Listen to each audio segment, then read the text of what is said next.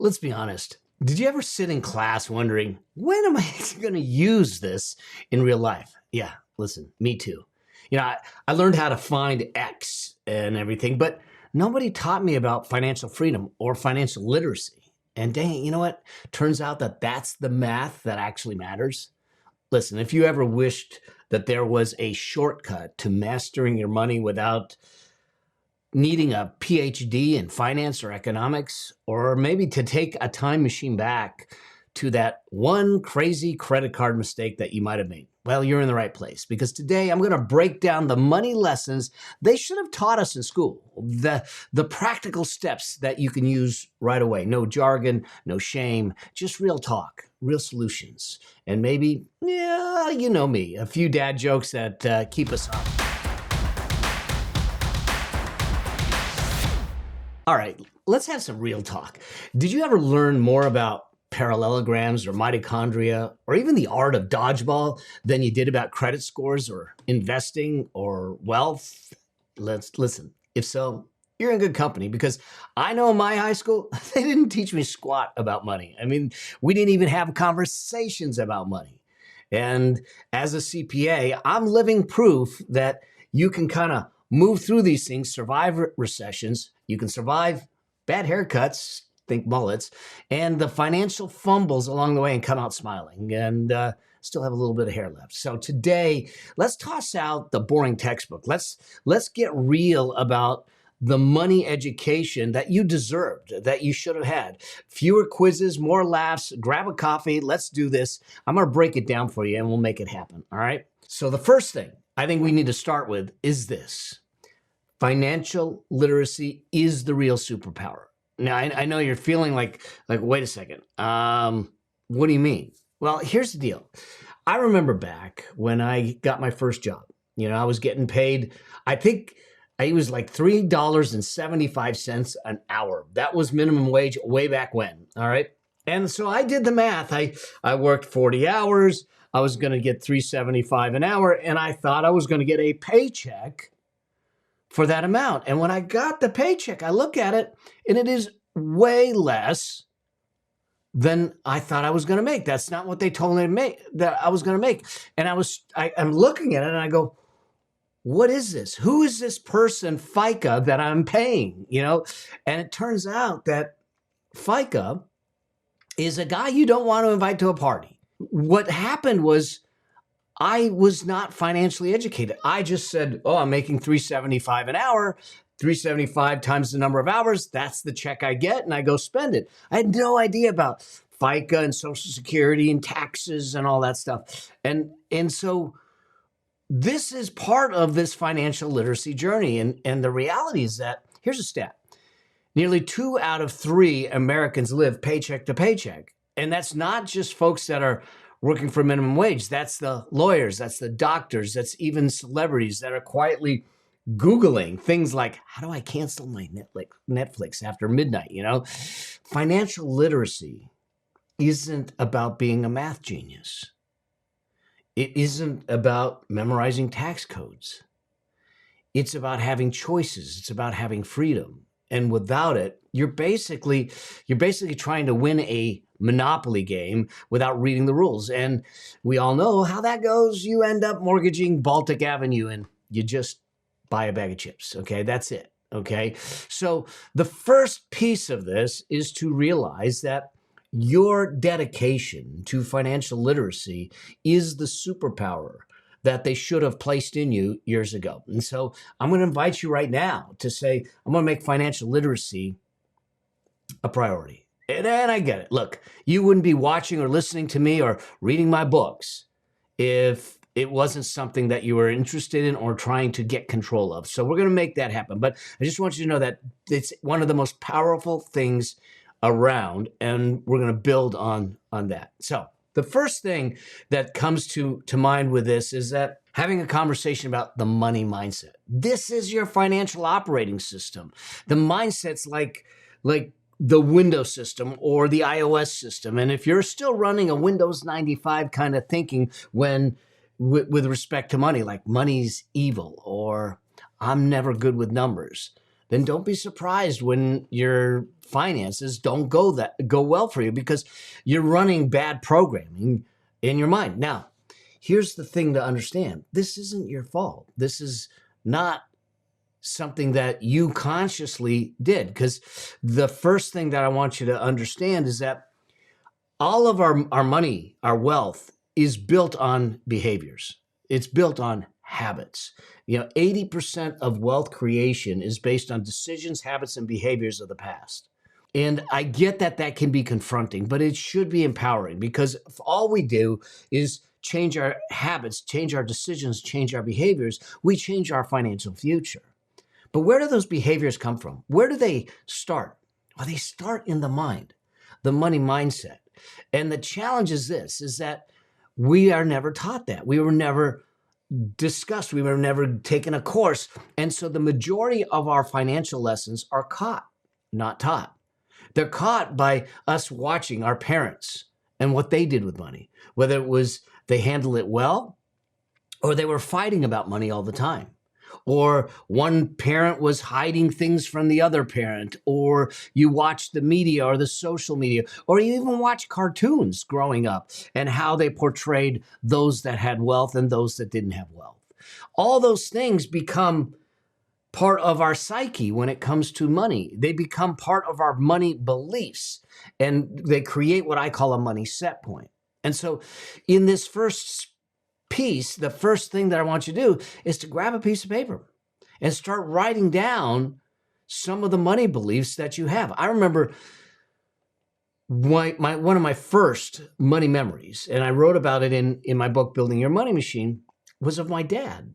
I was 5 years old, and here I see this tower of power, my father, in tears, because he felt like he was letting the family down. Him and my mom were having a heated discussion about money, and him saying, we can't do that right now. We can't afford it. I don't even know what it was. All I saw was this man that was my idol in tears. And I then brought that into my world and said, oh my gosh, if you don't make enough money, you'll let down the people you love. And that was my observation. But this is the kind of thing that we don't realize unconsciously get into our system, and they impact and affect and infect how we see money and what we do with money. It could be stuff like money doesn't grow on trees. Oh, did I hear that one a lot? Okay. But let's be honest, it does grow on trees. I mean, come on.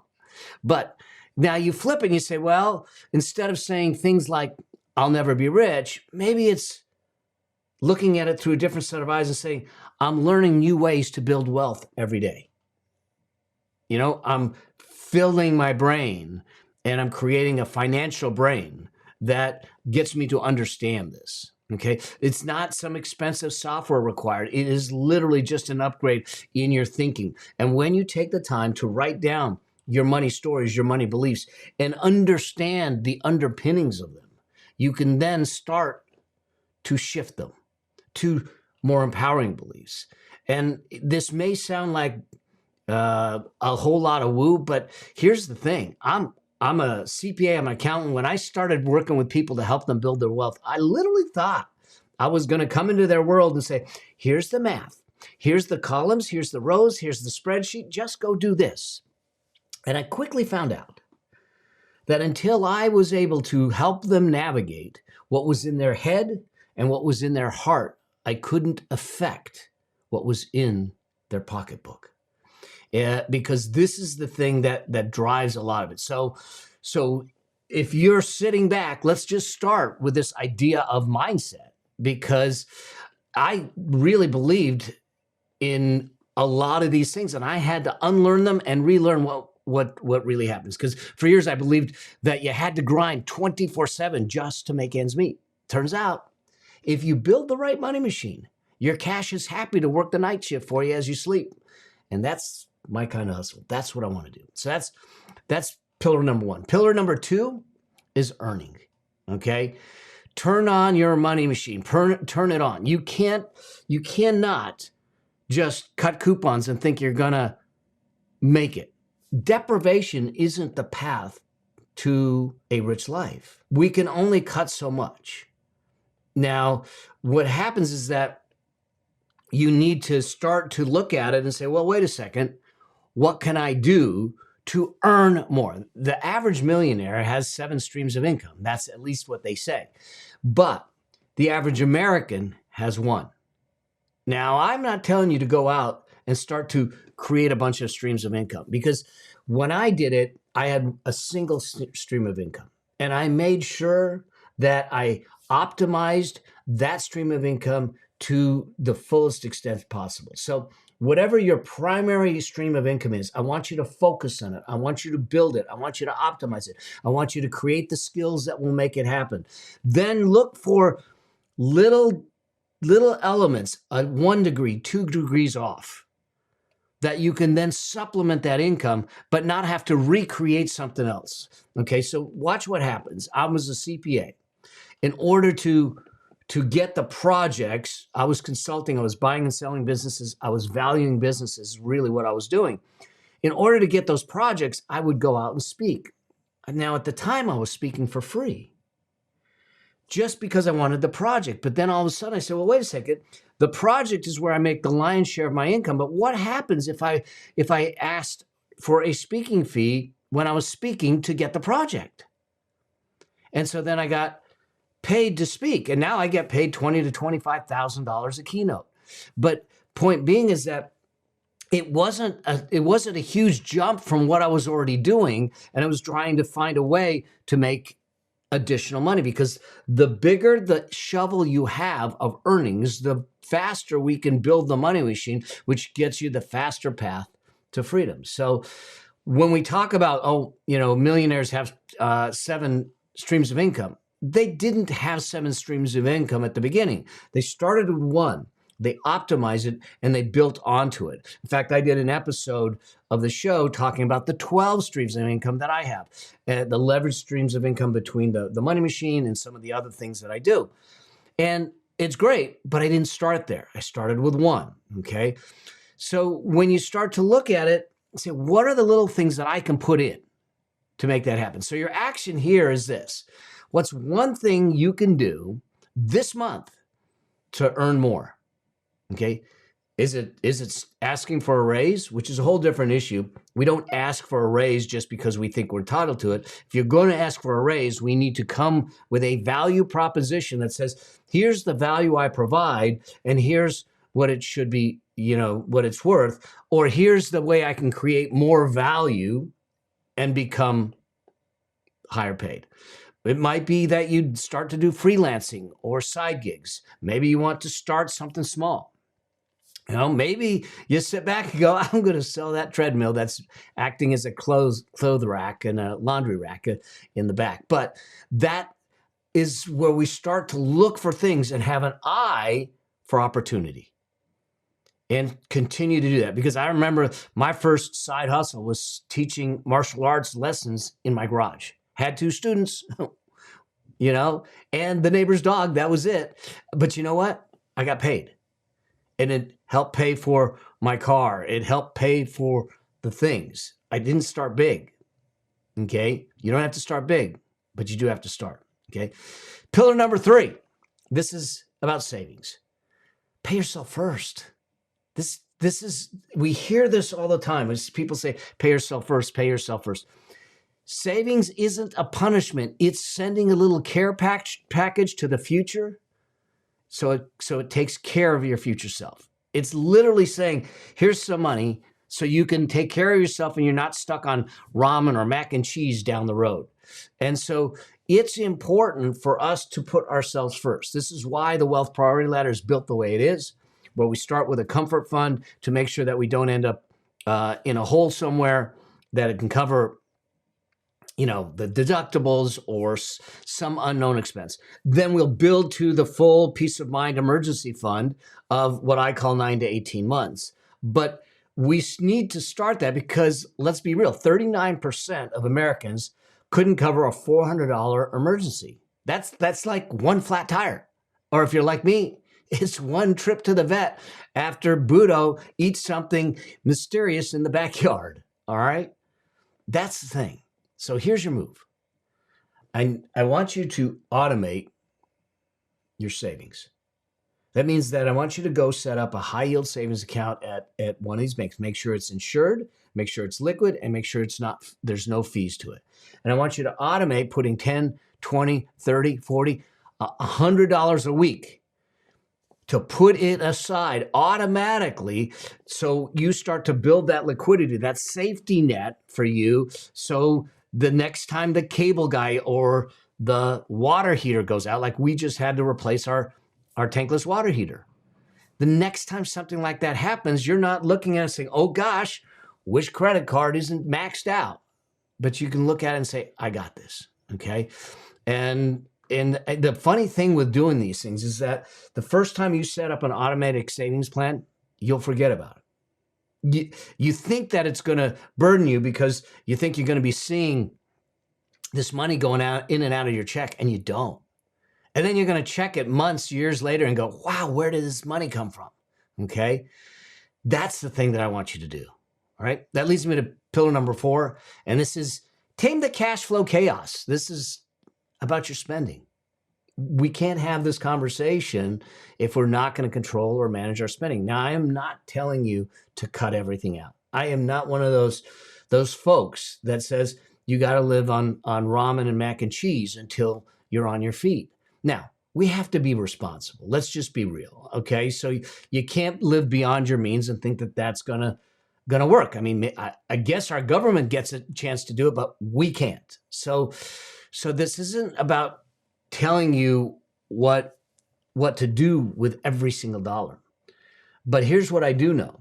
If you don't tell your dollars where to go, they're gonna sneak off in the night, just like Samson will when I leave the gate open, okay? And suddenly he's running down the street and I'm running down the street after him in my pajamas and yelling for him to come back, okay? And we seem to not think about, well, where did that money go? That's because we're not directing it. It's directing us, or the emotions are directing us. And so this is a time for you to get your arms around where your money's going and to ask yourself, is this really where I want it to go? So it is intentional, it's conscious, it's aware. It's not as much about budgeting, okay? Yes, indirectly you can look at it as budgeting. It's more about planning and directing, okay? It's about saying yes to what actually matters and no to the things that will bury you financially. It is sitting back and say no today, not today, to some of that impulse buys, okay? Because if it's an impulse buy, it's an emotional buy. And when our emotions are involved in financial decisions, typically they're not good. So I want things planned out. I want things dialed in. And I want you to track what's going on. Okay? Because then we have the ability to direct it. Think about it this way. Study of 10,000 millionaires. 79% of those millionaires were first-generation millionaires. That meant that they created it in their lifetime. It wasn't won. It wasn't inherited. It wasn't gifted. They created it. So if almost 80% of people created it in their lifetime, that means that you can. But here's the even better statistic. 30% of those never made much more than $100,000. Now, that's the cool thing, because you start looking at it and go, wait a second. If 30% of those first generation millionaires created it and didn't make more than 100,000, then it's not about making large sums of money. Yes, the more money we make, the more money we have to put towards building that wealth and that financial freedom. But we don't need magnificent sums if we just do the right thing with what we have. So here's the other piece of this. I want you to track every single dollar for the next 30 to 60 days, minimum. Yes, every single one. Every time you drop through a drive-through, every time you go to Starbucks, every purchase from Amazon, I want you to track it all. I want you to journal what it was for, the amount, and what you were feeling at the time, because that will help us understand the emotional spending triggers that might be in this place. And so here's the thing. You're gonna then be able to shine a light on some of these things. Not to say you're going to stop them, but to say that you're going to have a choice in them. That budget isn't meant to be a straitjacket. It is meant to be like bumpers in a bowling alley. It keeps you out of the gutter. but you can still knock down the pins. But you have all that lane to kind of work with. So the purpose of this pillar is simply to raise your awareness and consciousness and allow you to be intentional with every dollar that comes in and be specific with what the dollar is meant to do. Okay? That leads me to number 6. Number 6, the good, the bad, the ugly, debt. All right? Now, I am one that does not believe that all debt is the devil. I don't. I think that debt is a very dangerous thing when we don't do it properly, when we don't understand it. Now, I do think that all debt has 2 personality traits. All debt costs, that's called interest. Okay, you're going to pay interest on it. And in a time where interest rates are higher, that interest cost can be dramatic and it can bury us. Okay, if we're paying 20 to 30% in interest, it's hard to get ahead financially and to build wealth. And so I look at debt in 2 categories. I look at productive debt and destructive debt. Destructive debt is when we use debt to finance our lifestyle, consumables. It's the big screen TVs. It's the lavish vacations. It's the designer jeans. It's all those things that are lifestyle related. Those are consumables. We do not use debt to finance them. It is because what's going to happen is you got to ask yourself, is the pleasure of having it, the time frame of that, shorter than the payment stream to pay for it? Then it's a consumable and it shouldn't be financed. Now, there's productive debt. Now, productive debt, that is the debt that we use to build wealth or build cash flow. So it could be a mortgage on a rental property. That's strategic, productive debt that we can do. It can still get you in trouble because of the interest cost, but we can use it better if we're smart about it. So I don't believe that all debt is the devil, but I do think that we need to be careful about it. And if you have consumables on debt, if you have consumer debt, credit card debt, that kind of stuff, we need to wipe it out. Here's an ugly stat. The average household today has over $7,000 in credit card debt, average, carrying a balance. That's a lot of money flying out the window, and it's probably for stuff that has lost its benefits long ago, okay? And the carrying of that debt with high interest costs makes that $7,000 cost you almost double by the time you get it paid off. And so here's what I want you to do. This is the action step. If you find yourself in this space where you have credit card debt, you have consumer debt, you have maybe even student loan debt at a high interest rate, okay? It's time for you to get on a debt payment plan, okay? List every single debt out, the interest rate you have, the balance you have, the payment that you make. And you're going to choose one method or the other, the snowball method, which is paying the smallest balance first, or the avalanche method, which is paying the highest interest rate first. I'm not worried about perfection. I am worried. I'm focused on progress. I want you to get in the game, and I want you to decide which one I want, snowball or avalanche. Let me get on a debt payment plan and let us knock this thing out and celebrate every time we have one of the credit cards paid off.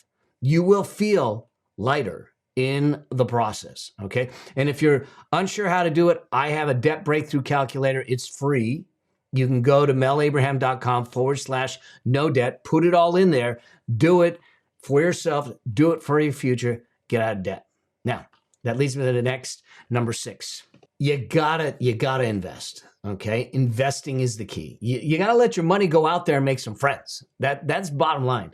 Investing's like cloning your money, only it's legal, is the reality.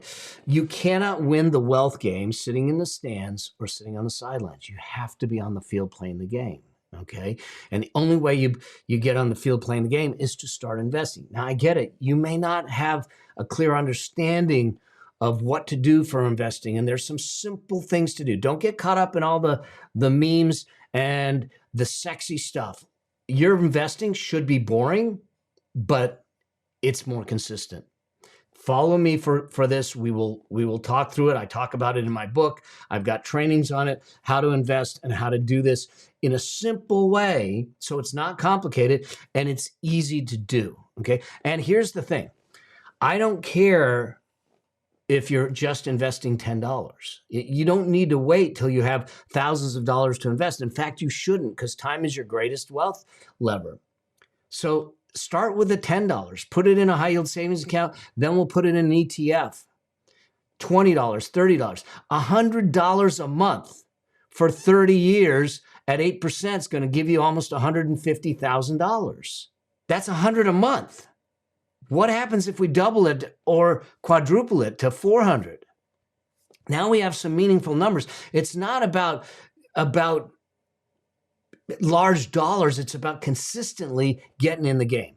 This isn't about timing the market. This is about getting you in the market. No one has a crystal ball. I don't have a crystal ball. Do I know if the market's going to go up? Yes. The market goes up 8 out of 10 years. It's going to go up. Do I know if the market's going to go down? Yes, the market's going to go down. It's part of the cycle. I just don't know when it's going up. I don't know how long. I don't know when it's going to go down. And if someone tells you they know absolutely if the market goes up tomorrow or the market goes down tomorrow, run, because no one does. Even the best hedge fund traders do not have the ability to predict that. Nowhere long term. Get in the game, allow the game to work for you, okay? So I remember my first investment. It was terrifying. And literally, in Murphy's Law, I literally made the investment and the market dropped. So I lost money immediately and I freaked out. I was like this, I was watching it every day. Like I was this nervous parent on a playground, okay? But I stuck with it. And you know what? The money grew. The money grew and it grew and it grew. So if there's some confusion about accounts, if there's some confusion about where to go and what to do first, I have a guide that you can grab. It's totally free. It's called Your Investing Accounts Demystified. So go to melabraham.com/demystified and grab it. Go through it. It'll walk you through setting up the accounts and getting it dialed in, but we get you in the game. All right. That leads me to pillar number 7. Y'all, we got to protect ourselves.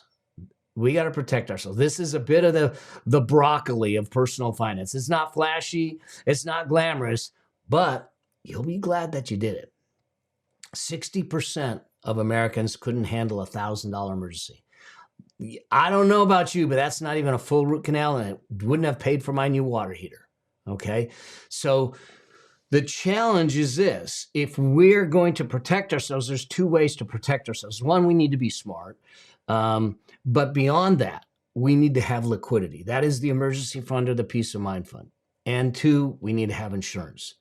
Now, I am not here to sell you insurance. I don't sell insurance, but there's certain insurances that you want to make sure you have in place to protect you if something, God forbid, happens. And so the first piece is this: let's get you an emergency fund. Let's get your liquidity in place. Now, I know that most pundits will say 3 to 6 months. I have for years said 3 to 6 months is too short. I want you to look at 9 to 18 months. And I explained that in one of my other episodes that I'll make sure that we hook up here to show you why that I think that's important. Now, you're not going to jump to 9 or 18 months. You're going to start with 1 month. You're going to start with $1,500. You're going to start with $500. Start somewhere and let it take months to build, but get it built, because I guarantee you, when something happens, and it's life will happen. And when life happens and you have that cash available to take care of that unplanned situation, you're going to feel a whole lot better. Okay. So I want you to start putting money away. Use a high yield savings account. You don't put this in the stock market. Use a high yield savings account so it's insured. It's making some money. It's at least keeping pace with inflation or just a little bit above it. And it's fully liquid. Okay. And then build it from there, okay? The other thing is this, is to sit back and look at your insurance, okay? Now, the primary insurances I want you to look at are health, car, and if you have property, and possibly life and possibly disability insurance. There's a bunch of other things, but I get it. Look, insurance, who wants to talk about insurance? Insurance people, look, they're not fun people to invite to even parties. I hope, but they are lifesavers when your chips are down. Okay. For instance, when I had my bike accident, I flipped my bike. I ended up with a grade 4 concussion. I was stuttering. I had no feeling in the right side. I was laid up for a while going through therapy. And my disability insurance wrote me a check for over 6 figures to allow me to pay my bills, do my thing so I could focus on healing. Disability insurance can be powerful. Health insurance is the same thing. When I was diagnosed with a cancer, man, I am blessed to know that we have really good health insurance through my wife's company. So I was able to pick my doctors, do my thing, and get taken care of. More bankruptcies are caused by medical bills than any other cause. So having the right health insurance in place, look, I get it. Our health system here and health insurance system here is messed up and needs to be revamped. But it is the system we have, and we have to operate within it. So let's make sure that we don't allow a health situation to create a financial situation.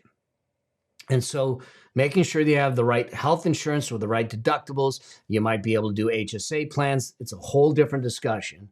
And then car insurance, auto insurance. Okay, you're driving the car, it's required to have certain insurance, but you might want to, if you're earning money and you're building assets, you might want to go above the minimum liabilities because God forbid something happens, you're protected. Okay, and then a real quick thing on life insurance. If someone's depending, the reason you get life insurance is not to make someone else rich, is to take care of the people that are depending on your income if you're not there to earn the income. So you look at things like life insurance. I want term insurance. I don't want whole life. I don't want some fancy insurance product that costs a whole lot of fees and commissions, and the only one that makes out on it is the insurance company and the person that sold it to you. I pay for the insurance through term insurance. That's it. And at some point, like I don't have life insurance now because we don't need it because we're self-insured. But you have life insurance to replace the income for those people that are dependent on your income. So those are the insurances I would look at to protect yourself. So where do you go from here? I'm going to give you a 30-day plan. 30-day plan. This is your 30-day money makeover.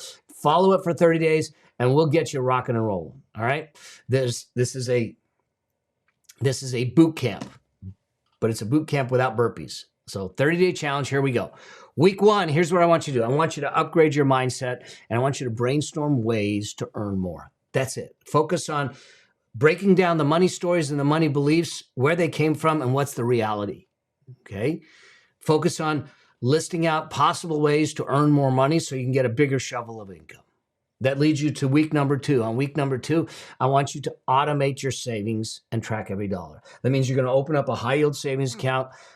If you're not sure where, go to bankrate.com, look for the best high yield savings accounts there, and you open up a high yield savings account, and I want you to automatically have money transferred every time you get paid. Every time you get paid, it gets moved to that account, and you start to build your liquidity, your safety net, your emergency fund, and peace of mind fund.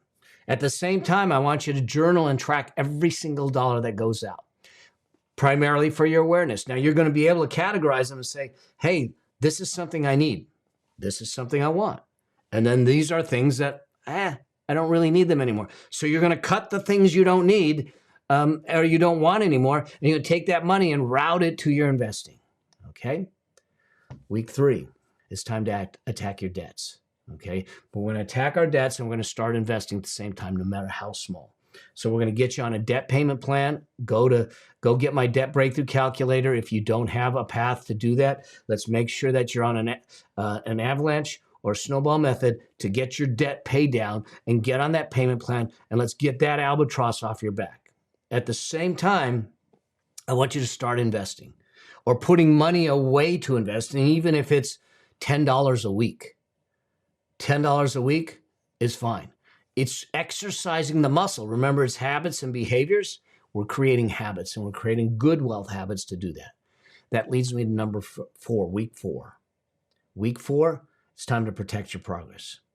I want you to make sure that you've got your emergency fund in place and building. So you've got it dialed in. It is a priority, and it's getting built.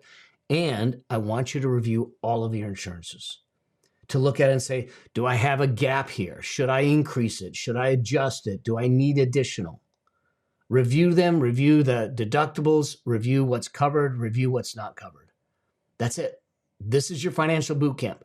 You do it, and it's not one of those boot camps where the sergeant is standing over you yelling at you. I'm not yelling at you. These are just real moves. This is real progress. This is putting more in your pocket, and it's putting you more in control. This is the path. Let's keep it simple. Let's drive it forward, and let's do it together, okay? Listen, nobody handed you a rule book for money. I didn't get it either. They just threw you in the deep end, and they said, yeah, you'll figure it out. You'll figure it out, just like you figure out how to swim. But now you've got a playbook. You've got a playbook to work from. So the question is, what are you going to do with it? See, your story, it's not written in stone. And you're still breathing. So you're still in the game. And you get to call the next play. And you get to continue to write your story the way you want to. So here's my thing for you. Go through the 30-day challenge. Go through the 4 weeks. Let's get it done together. And do me a favor.